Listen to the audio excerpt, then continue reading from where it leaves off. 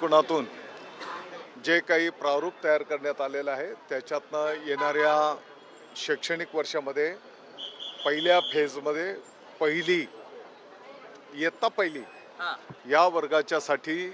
CBSE पॅटर्नवर आपण त्या ठिकाणी जाणार आहोत। येणाऱ्या वर्षभर आपले जे काही शिक्षक बंधू भगिनी आहेत, अधिकारी आहेत, या सर्वांना CBSE पॅटर्नच्या साठी प्रशिक्षित करून मग पुढच्या वर्षाच्या मध्ये 2 टप्प्यांमध्ये पुढचे जे वर्ग आहेत त्याच्यामध्ये CBSE पॅटर्न आपण अडॉप्ट करणार आहोत। म्हणजे आता फक्त पहिली हा पॅटर्न हो आताच्या घडीला फक्त पहिलीचा आपण फक्त पहिली ना बोलू दे त्यांना। मी आपल्याला माहिती दिली, येणाऱ्या शैक्षणिक वर्षामध्ये पहिलीला आपण CBSE पॅटर्न अडॉप्ट करणार आहोत। वर्षभर आपण त्याची तयारी करणार, कारण त्याच्यामध्ये 2 गोष्टी आहेत। जे विद्यार्थी आता दुसरीला, तिसरीला, चौथीला, 5वीला जे कोण आहेत त्याला आतापर्यंतचं त्याचं शिक्षण आपल्या रेग्युलर पॅटर्नमध्ये आणि मध्येच त्याचा जर संपूर्ण आपण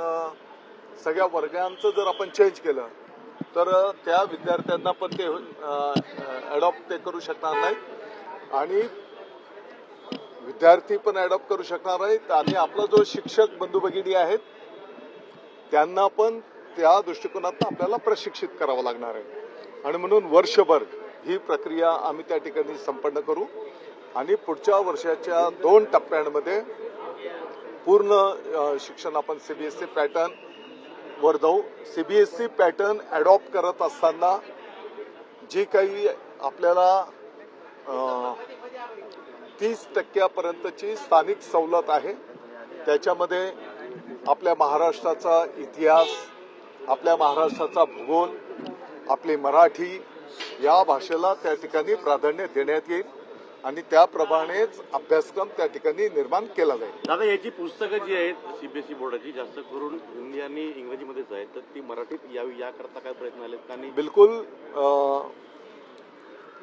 मराठीमधनंच ही सगळी पुस्तकं त्या ठिकाणी ज्या ज्या विषयांची आवश्यकता आहे उपलब्ध असतील। दुसऱ्या माध्यमांच्या शाळेमध्ये सुद्धा मराठी हा विषय ज्या पद्धतीने आपला बंधनकारक